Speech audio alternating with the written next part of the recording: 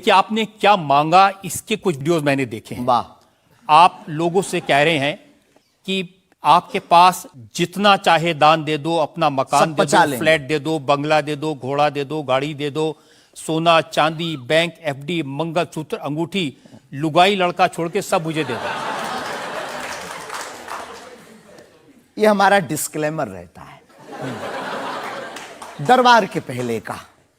लोगों को जो भावनाएं रहती हैं कि गुरु परंपरा के लोग और साधु लोग दरबार इसलिए लगाते हैं, भगवान को इसलिए रखते हैं कि ये कमाई का जरिया बनाते हैं।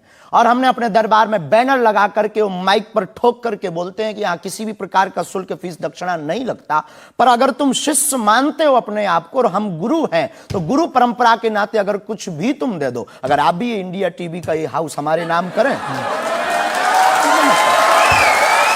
हमें कोई दिक्कत, हमें कोई दिक्कत, और लेते भी हैं। लेना बुरा नहीं है, उपयोगिता बुरी है। लेकर के उसका सदुपयोग करते या दुरुपयोग करते। हम लेते हैं, कोई अगर देता है तो स्वीकार करते गुरु के नाते। हम उस परंपरा से हैं जहां अंगूठा तक दान गुरु को दे दिया जाता है, हम भी लेते हैं। कितना कितना कमा लेते हैं?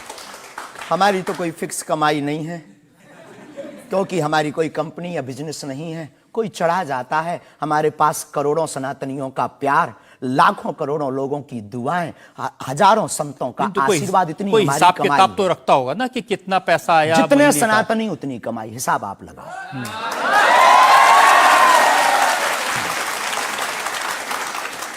ज्यादा बातें इसलिए होती हैं कि आप जो स्टंट करते हैं पब्लिसिटी के लिए, आप ऐसी ऐसी बातें कह देते हैं। आप कहते हैं कि बिना वीजा के हनुमान जी रावण की लंका में घुस गए थे। ये जो मॉडर्न युवान भाई बहन है, इनको लंका प्रवेश के बारे में बताएंगे तो इनको ये लगता है कि ये घिसी पिटी बातें इनके दादा परदादा बताते रहे, ये बेचारे ऊब गए। इनको कुछ ऐसा चाहिए कि उस अध्यात्म से कनेक्ट हो पाए। और जैसे रावण ने मुझसे फोन पे बात की। हाँ बिल्कुल, हम वही बोलने ही वाले थे। लगता है आज हमारी शक्ति आपके पास पहुंच गई। तो हमें आपको समझाना है, रावण से फोन का बात का मतलब सबके अंदर रावण बैठा है।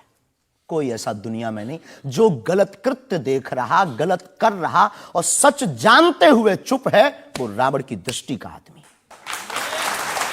तो हनुमान जी लंका गए, इसको इन युवानों को कैसे जोड़े? इन्हें तो वीजा, पासपोर्ट, फॉरेनर ये शब्द पता है। तो इनसे कनेक्ट करने के लिए हमारा अध्यात्म इतना विशाल और इतना अथाह है कि उसमें कुछ भी आप डाल दो वो आप सोच रहे हैं कि आपको अध्यात्म पता है, इनको नहीं पता। इस देश की जनता को आपसे ज्यादा अध्यात्म पता है। ऐसा हमने नहीं कहा। हमें अपने हिसाब का पता है, उन्हें अपने हिसाब का। वो अपने में श्रेष्ठ हैं, हम अपने में अब जो कोशिश कर रहे हैं विद्यार्थी। हमने ऐसा कभी नहीं कहा कि हम श्रेष्ठ हैं, और ये आरोप हमें नहीं लगता कि ठीक है। आपका ये कहना कि मेरे पास एक गधा है जिसमें वाईफाई है और वो प्लेन में भी वाईफाई चलता है, ये मजाक की बातें नहीं है। लोगों की दृष्टि से, भावनात्मक दृष्टि से देखा जाए तो ये बहुत गहरा विषय है। मजाक की दृष्टि से अगर कोई देखेगा तो देखो, जाकी रही भावना जैसी, प्रभु मूलत देखी तिन तैसी। भगवान की कोई लीला को सिर्फ रास लीला को उठाते हैं, लेकिन हम तो महाभारत भी उठाते हैं। तो अपनी अपनी दृष्टि है, हम ये मजाक में नहीं कहते। हम उनको बताना चाहते हैं कि हमारे देवी देवताओं से जो हमारे इष्ट की परंपरा की जो निशानी है वो अगर नज़दीक रहे, गुरु की निशानी अगर नज़दीक रहे, माता पिता की बातों की निशानी नज़दीक रहे, तो बेटा कभी गलती नहीं करेगा, वो चार चांद लगाता रहेगा। शास्त्री जी, इसको कहते हैं आप अंधों के शहर में आईना बेचने की कोशिश कर रहे हैं।